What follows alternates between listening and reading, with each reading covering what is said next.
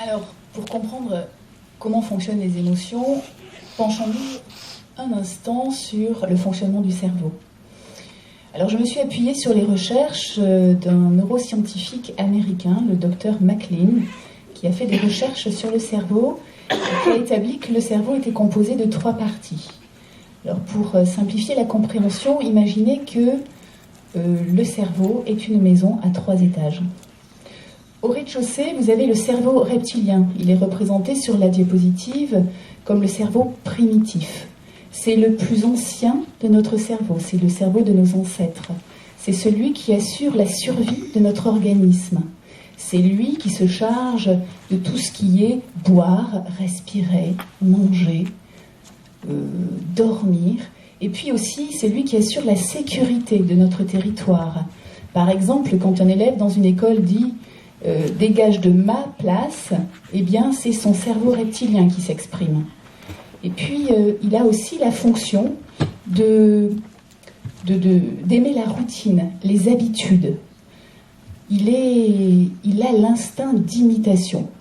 Ensuite, vous avez le premier étage. Le premier étage qui est le système limbique, le cerveau affectif mentionné sur la diapositive. Alors là, c'est simple, il divise le monde en j'aime, j'aime pas.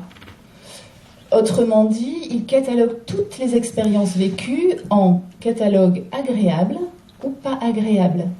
Quand elles sont agréables, ces expériences vécues, eh bien il va tout faire pour les rechercher, les reproduire.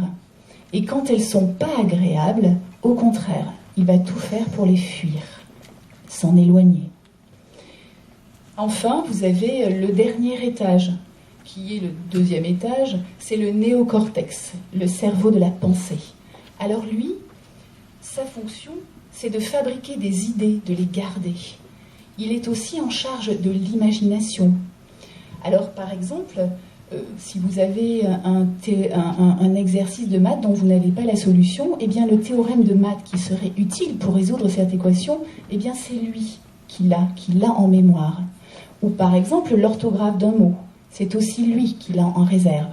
Donc le néocortex, il analyse, il anticipe, il imagine et il prend des décisions.